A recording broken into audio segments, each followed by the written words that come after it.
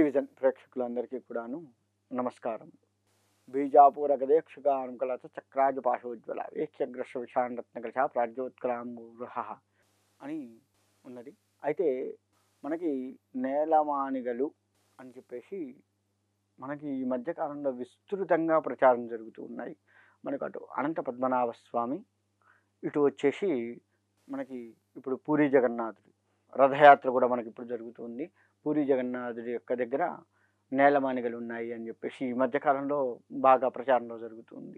అసలు ఈ నేలమానిగలు అంటే ఏమిటి, అందులో ఏమున్నాయి, అవి ఎక్కడ నుంచి వచ్చాయి, అది దేవుడి సొత్తు ఎలా అయ్యింది, దేవుడి దగ్గర ఉన్న ప్రాంతంలో అంటే దేవుడి గర్భాలయానికి దగ్గరలోనో లేకపోతే దేవుడి యొక్క పరిసర ప్రాంతంలో దగ్గరలోనో ఎందుకున్నాయి, ఇటువంటి విషయాలు ఆలోచిస్తే మనకి వెనకటి నుంచి కూడాను రాజులు ఏం చేసేవారయ్యా అంటే దేవుడికి కొంత ఆదాయాన్ని ఇచ్చేటువంటి వారు. అంటే దేవుడికి ఆదాయం ఎట్లా ఇచ్చేవారు అంటే భూముల రూపంలో, అంటే పంట పొలాల రూపంలో కొంత దేవుడికని ఇచ్చేవారు. కొన్ని ఎకరాలే స్వామివారికి ఇచ్చేవారు. అది ఎందుకు ఇస్తారు అనేది చెప్పుకుంటూ వెళ్దాము. అలా కొంత ఇచ్చేవారు. అంతేకాకుండా ఆ యొక్క స్వామివారు లేదా అమ్మవారు భగవంతుడు, ఆ భగవంతుడికి హారాలు కానీ కిరీటములు కానీ ఇటువంటివన్నీ కూడాను చేయించి అలంకరణగా కొంత ఉంచేవారు. అంతేకాకుండా అనేక రకాలైనటువంటి సంపద, ఈ వజ్ర వైఢూర్యాలు అప్పట్లో మనకి ఇప్పుడంటే మనకి కాగితం బిళ్ళలు కాగితాలు ఇవన్నీ వచ్చినాయి కదా. 100 రూపాయల కాగితాలు, 1000 రూపాయల కాగితాలు అలా వచ్చినాయి. రూపాయి, 2 రూపాయలు, 5 రూపాయలు, 10 రూపాయల బిళ్ళలు వచ్చినాయి. కానీ అప్పట్లో ఇటువంటి కరెన్సీ ఏమీ లేవు. మొత్తం వజ్రాలు, వైఢూర్యాలు, రత్నాలు, రాళ్ళు, బంగారము ఇటువంటివి మాత్రమే అప్పట్లో చలామణి అవుతూ ఉన్నాయి. ఇప్పుడు మనం దాచిపెట్టుకోవడానికి బ్యాంకులు ఉన్నాయి, అప్పట్లో బ్యాంకులు లేవు.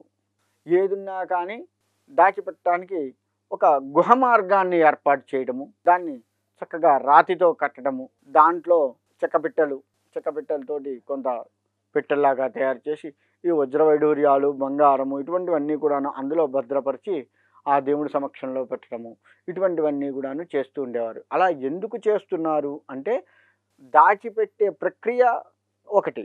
రెండోది ఈ భూములు ఇవి తీసుకున్నట్లయితే స్వామివారికి ఉత్సవాలు జరిగిన, స్వామివారి పేరు మీద అన్నదానాలు చేయాలి అన్న, అందులో ఆ దేవాలయంలో అర్చకులు మరియు సిబ్బంది, అక్కడ ఊడ్చే వాళ్ళు కావచ్చు, దాన్ని రక్షించే వాళ్ళు కావచ్చు, భటులు ఇటువంటి వారు కావచ్చు, ఇటువంటి సిబ్బంది మరియు దేవాలయంలో మనం చేసే ధూప దీపాలు అంటే స్వామివారికి చేసే కైంకర్యాలు ఏవైతే ఉన్నాయో అగరబత్తీలు, మరియు అంటే ఇప్పుడు మనకు అగరబత్తీలు వచ్చినాయి, ఒకప్పుడు సాంబ్రాణి ఇటువంటివి వాడేవాడు, అటువంటి వాటికి సంబంధించినటువంటివి, మరియు స్వామివారికి కొబ్బరికాయలు ఇటువంటి అమ్మేవారు ఉన్న, అంతేకాకుండా మనకి ఈ స్వామివారి దగ్గరలో పూల తోటలు, ఆ పూలను సంరక్షించడానికి కావలసినటువంటి సిబ్బంది, ఇటువంటి వారందరూ కూడా బ్రతకటానికి కొంత ధనం కావాలి. కాబట్టి భూముల రూపంలో ఇచ్చినట్లయితే వాటి ద్వారా ఆ వచ్చిన పంటని స్వామివారికి కైంకర్యానికి ఉపయోగిస్తూ కొంత వారు తింటూ,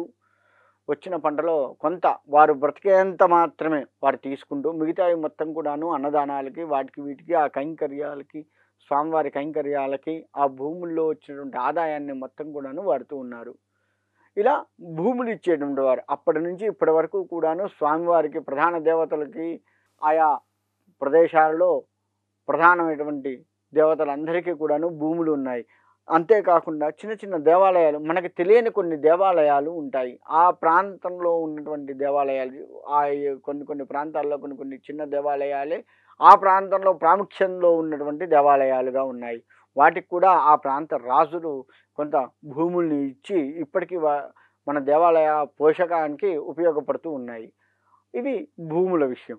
ఇకపోతే మరి ఈ నగలు ఇవన్నీ కూడాను ఏంటయ్యా అంటే వాటన్నిటిని కూడా భద్రపరుస్తూ, అంటే భగవత్ సన్నిధిలో ఉన్నట్లయితే భగవత్ కైంకర్యానికి ముందు ఇబ్బంది అయినా ఇవి తీసి ఆ భగవత్ కైంకర్యాలు చేసి తద్వారా అందులో ఉన్న సిబ్బంది కూడా ఎక్కడ ఏ ఇబ్బంది పడకుండా ఉండాలి అన్న ఉద్దేశంతో దేవాలయాల దగ్గర కొంత గుహ మార్గాన్ని ఏర్పాటు చేసి దాన్ని రాతి కట్టడం మొత్తం కూడాను చాలా అందంగా కట్టుబడి చేసి లోపల భద్రపరుస్తూ ఉంటారు. అవి కొన్ని తరాల నుంచి అలా భద్రంగా ఉంటూ ఉన్నాయి. ఈ మధ్య కాలంలో ఏమైంది అంటే అవి ఉన్నాయి, వాటిని తీయాలి, తీసి అవి ఎంత ఉన్నది ఏంటి అనేది లెక్కించాలి అనేది వచ్చింది. ఇదంతా ఎందుకు వచ్చింది? భగవత్ సంకల్పం.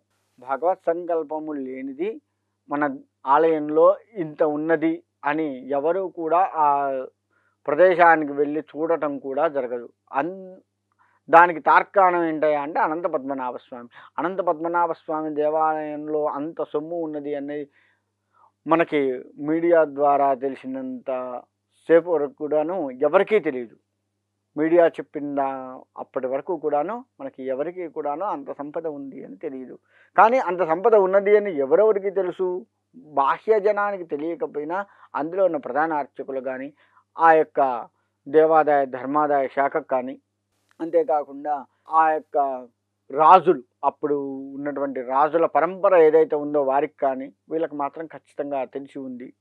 ఎందుకు అంటే తెలిసినా కానీ దాన్ని బయటికి ఎందుకు తీయలేదు అంటే భగవంతుడి యొక్క అనుగ్రహం అప్పటి వరకు రాలేదు. భగవంతుడి అనుగ్రహం వచ్చిన తర్వాత మాత్రమే దాన్ని తీయగలిగారు.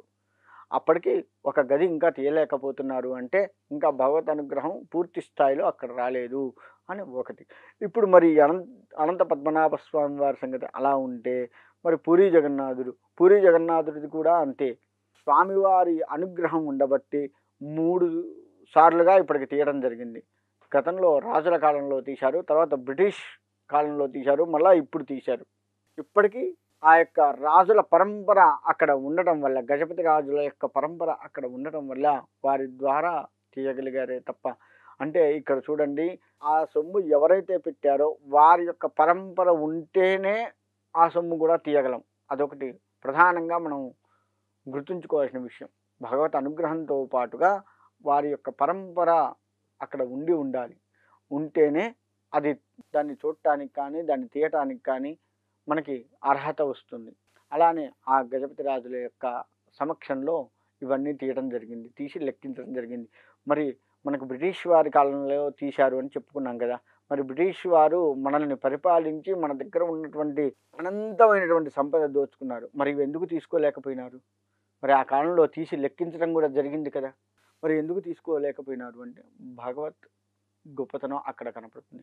అక్కడ మహర్షులు చేసిన తపశ్శక్తి, ఆ శక్తి ఆ యొక్క దేవత దగ్గర ఉన్నటువంటి సొమ్ము ఏది కూడా తీసుకోలేకుండా చేసేట్లుగా చేసింది. భగవత్ అనుగ్రహం ఆ లెక్కించేంత వరకే ఇచ్చాడు. దాన్ని ఆ సొమ్ము మొత్తం కూడా విదేశాలకు ఆ యొక్క బ్రిటిష్ వారు తరలించడానికి అక్కడ లేకుండా చేశారు. అంతేకాకుండా పూరీలో కాపాడేటువంటి ఆ పూరి యొక్క క్షేత్రాన్ని మొత్తం కూడాను కాపాడేటువంటి వాడు నారసింహస్వామి. నారసింహస్వామి వారు ఒకసారి పూరిని కదిలిద్దామని చెప్పేసి చూశారట మహమ్మదీయులు వీళ్ళందరూ కూడాను. ఆ సమయంలో అక్కడ నారసింహస్వామి వారు వారందరినీ కూడాను చీల్చి చేసి వారిని అక్కడి నుంచి విడలగొట్టడం కూడా జరిగింది. ఆ కాలంలో అంటే చూడండి, క్షేత్రాన్ని కూడా కాపాడే శక్తి నరసింహస్వామి తీసుకొని ఆ క్షేత్రాన్ని ఆ రోజు నుంచి ఈ రోజు వరకు కూడాను కాపాడుతూ అక్కడ చేస్తున్న ప్రతి వైభవానికి కూడా సాక్షిభూతంగా నరసింహస్వామి వారు ఉన్నారు. అంటే తురుష్కులు వీళ్ళందరూ కూడాను మన అనేక దేవాలయాలని వారు కదిలించడం జరిగింది. అదంతా కూడా మనకు తెలుసు.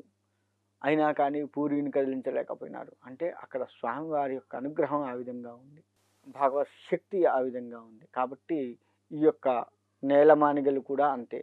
వీటిని సంరక్షించేటువంటి బాధ్యత నరసింహస్వామి వారే తీసుకున్నారు. అంతేకాకుండా భగవత్ అనుగ్రహం అంటే ఆ పూరి జగన్నాథ్ యొక్క అనుగ్రహం ఉంటేనే అవి తీసి లెక్కించి వాటిని భద్రపరిచి ఆ యొక్క ఏ ప్రాంతంలో అయితే దాన్ని నేలమానిగల రూపంలో దాన్ని దాచిపెట్టారో ఆ ప్రాంతాన్ని మరలా ఎక్కడైతే బీటలు వారి ఉండటం, ఎక్కడైతే శిథిలావస్థకు దగ్గరలో ఉందో దాన్ని అంతా బాగు చేసి మళ్ళీ అక్కడే పెట్టాలి అనేది మొత్తం కూడా భగవత్ సంకల్పం. కాబట్టి ఈరోజు మనకి ఆ పూరి జగన్నాథుడి గురించి, ఆ నేలమానిగల గురించి మనకి విషయాలు అనేక మంది మీడియాలో చెప్పడం జరుగుతూ ఉంది.